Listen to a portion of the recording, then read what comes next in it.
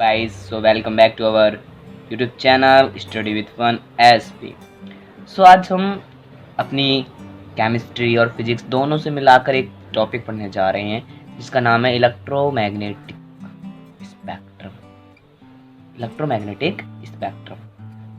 एक बिल्कुल ही आसान सा और टॉपिक है, अगर आप ध्यान से पढ़ें, छोटा सा टॉपिक है। तो हम स्टार्ट करते हैं।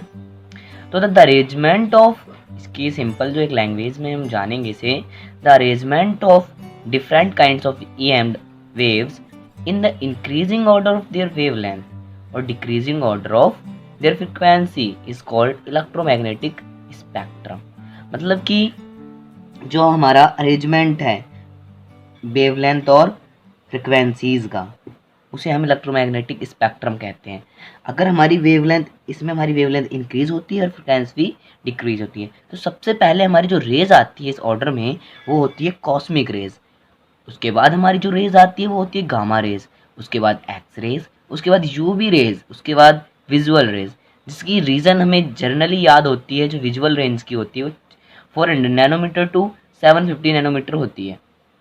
इसके बाद हमारी आती है इंफ्रारेड रेज, इसके बाद आती है फिर हमारी माइक्रो रेज, और सबसे जो लास्ट होती है वो होती है हमारी रेडियो वेव्स। अब जैसा कि हमने पढ़ लिया कि फ्रिक्वेंसीज और वेवलेंथ का ये ऑर्डर होता है, अब हम कॉस्मिक रेज और रेडियो जैसे हमारी सबसे ऊपर है कॉस्मिक, गामा, रेडियो, इन सब के बारे में पढ़ते हैं। इनकी फ्रिक्वेंसी कितनी होती है, वेवलेंथ कितनी होती है, इनके यूजेस क्या हैं और ये कैसे उत्पन्न हुई, इनके मतलब सोर्स क्या हैं। तो हम एक एक कर, सबसे पहले रेज आती है वो होती है गामा रेज। जैसा कि जो हमारी गामा रेज होती है उसकी फ्रिक्वेंसी जो होती है वो सबसे हाईएस्ट होती है, और जो उसकी वेवलेंथ होती है वो सबसे ही कम होती है। तो इसकी जो फ्रिक्वेंसी होती है वो 10⁻20 हर्ट्ज टू 10⁻22 हर्ट्ज तक होती है, और जो इसकी वेवलेंथ होती है वो हमारी 10⁻−10 मीटर से लेकर हमारी 10⁻−14 मीटर तक होती है। और हमारे रेज का सोर्स होता है, हमारी गामा रेज हैं वो रेडियो एक्टिव एलिमेंट से निकलती हैं, और इनका एक यूज है, जैसे कैंसर थेरेपी में हम गामा रेज का यूज़ करते हैं। अब हमारे गामा रेज के बाद हमारी आती है जो इससे कम फ्रिक्वेंसी की रेंज है, वो है हमारी एक्स रेज। तो देखते हैं हम एक्स रेज। अब जो हमारी एक्स रेज हैं उनकी जो फ्रिक्वेंसीज होती हैं वो होती है 10⁻18 हर्ट्ज से 10⁻20 हर्ट्ज तक, और जो इसकी वेवलेंथ होती है वो होती है 10⁻−8 मीटर से लेकर 10⁻11 मीटर तक। अब इसका जो सोर्स होता है जहाँ से ये निकलती हैं वो होता है सडन डीएक्सेलरेशन ऑफ चार्जेस। जो हमारे चार्जेस होते हैं जब उनमें डीएक्सेलरेशन होता है तब ये हमारी एक्स रेज निकलती हैं। अब इनके यूजेस भी हैं हमारे एक्स रेज के। ये हमारी मेडिकल डायग्नोसिस में यूज होती है, ये हमारे क्रिस्टल स्ट्रक्चर को डिटेक्ट करने में यूज होती है, हमारी रेडियोथेरेपी में यूज होती हैं, या हमारी जो हड्डियों में क्रैक आ जाते हैं या फॉल्ट्स आ जाते हैं उनको डिटेक्ट करने के लिए किया जाता है, या एक्सपोजिंग मटेरियल्स को डिटेक्ट करने के लिए इन्हें यूज किया जाता है। अब हमारे एक्स रेज के बाद आती है हमारी अल्ट्रावायलेट रेज। जो हमारी यूवी अल्ट्रावायलेट रेडिएशन होती हैं उन्हें हम यूवी रेज भी बोलते हैं। तो इनकी फ्रिक्वेंसी जो होती है वो 10⁻15 से लेकर 10⁻17 हर्ट्ज तक होती है, और जो उनकी वेवलेंथ होती है वो 3.5 इंटू 10⁻−7 मीटर से लेकर 1.5 इंटू 10⁻−7 मीटर तक होती है।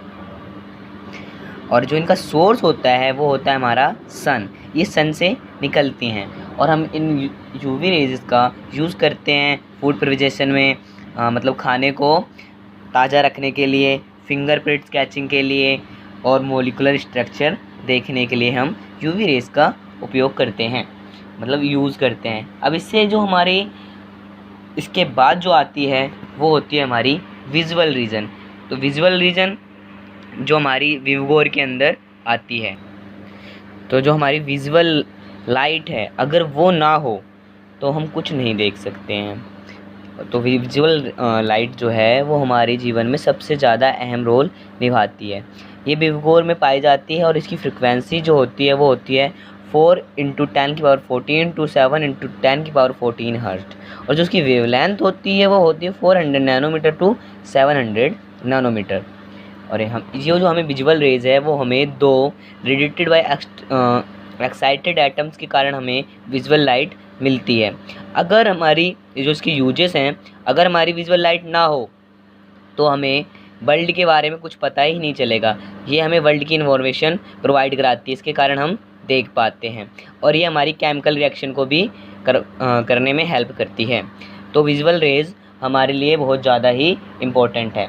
अब विजुअल लाइट के बाद हम पढ़ते हैं अपनी इंफ्रारेड वेव्स जो होती हैं। तो जो हमारी इंफ्रारेड्स होती हैं वो हमें मिलती हैं हॉट बॉडीज़ एंड मॉलिक्यूल्स से। इनकी फ्रिक्वेंसी जो होती है वो होती है 10⁻12 मीटर से हर्ट्ज से लेकर 10⁻14 हर्ट्ज तक। और इसकी जो वेवलेंथ होती है वो होती है 10⁻3 टू 10⁻6 मीटर। वेवलेंथ को हम रेंज भी बोलते हैं। और जो अब इसके यूज जो होते हैं इंफ्रारेड्स हमारी यूज होती हैं हेज़ फोटोग्राफी में।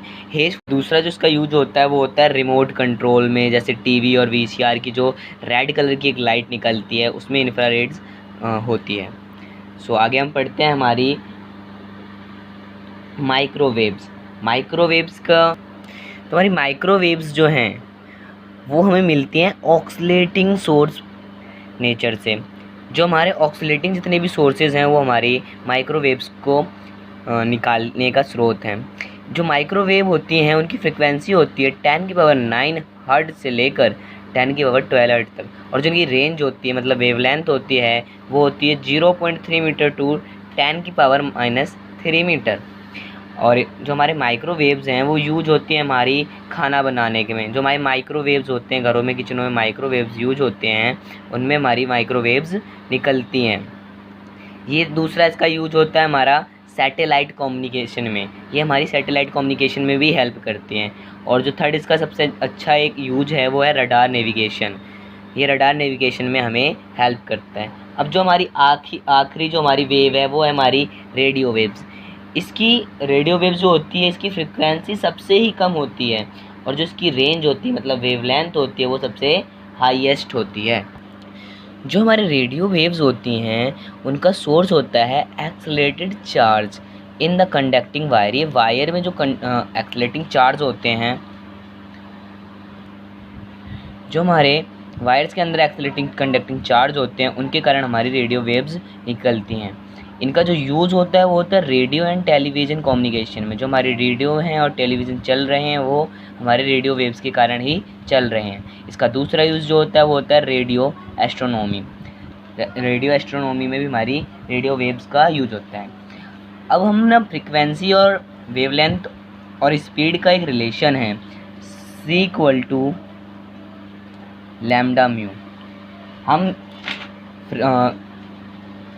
हम स्पीड को c से डिनोट करते हैं, फ्रिक्वेंसी को हम म्यू से डिनोट करते हैं और लैम्डा से हम वेवलेंथ को डिनोट करते हैं। ये एक रिलेशन है जिसके कारण हम इधर से वेवलेंथ और फ्रिक्वेंसी दोनों ही निकाल सकते हैं। जो c है वो हमारा हमेशा ही 3 × 10⁸ मीटर पर सेकेंड होता है। ये हमारी स्पीड ऑफ लाइट है। अगर हमें यहाँ से फ्रिक्वेंसी निकालनी है मतलब म्यू निकालना है तो हम क्या करेंगे कि λ/c रख कर हम फ्रिक्वेंसी निकाल लेंगे। जो फ्रिक्वेंसी है वो हमेशा हमारी हर्ट्ज़ में आएगी। और अगर हमें वेवलेंथ निकालनी है तो हम λ =μc करके निकाल सकते हैं। और जो हमारी वेवलेंथ है वो हमेशा किस में आएगी, मीटर में आएगी।